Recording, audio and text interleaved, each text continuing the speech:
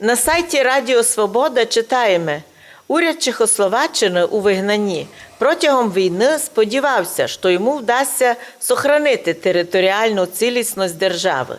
І ця надія спиралася на дві угоди, які були підписані з СРСР. І чому властям Чехословакії не вдалося встановити свою територіальну цілісність, не вернувши собі Подкарпатську Русь, яку анексувала тоді вже радянська Україна?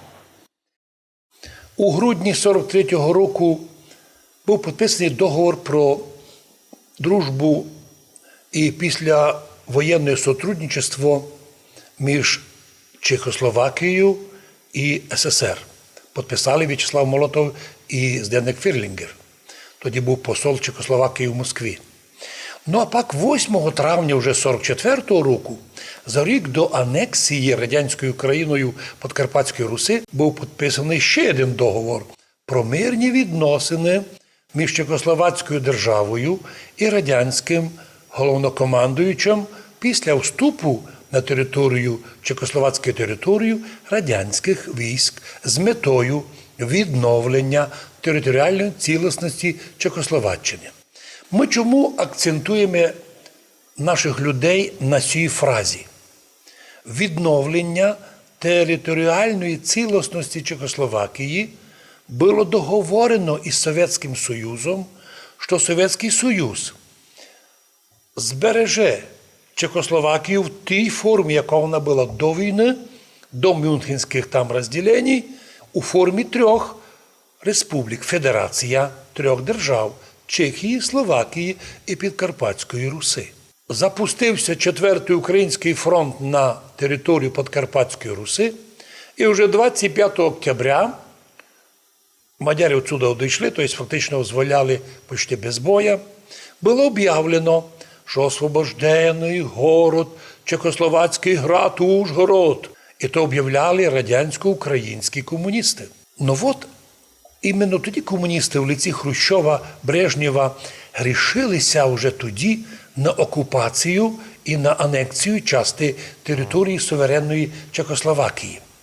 Вони поняли і, навірно, доказували Сталінові, за чим брати Карпати ще раз. Ми вже за Карпатами, давайте тут зробимо анклав такий.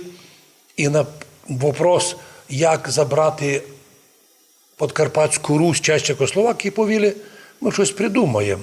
Як і пізніше Сталін, коли визвав на договору Москву Фірлінгера на переговори з Молотовим, на заключення договору, тоді там чітко повів, ми забираємо Подкарпатську Русь, а вам лишаємо Судети.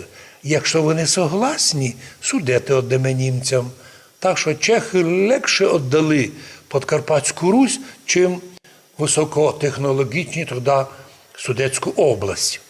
І так армія зайшла і вже відси не вийшла. Із Русинського краю українська армія вже не вернулася, а осталася, як уже і пишуть історики, як окупаційна, котра незаконно, навіть насильственно почала набирати русинів місних, як громадян Подкарпатської Руси, Чехословакії, вже їм чужу совєтську армію.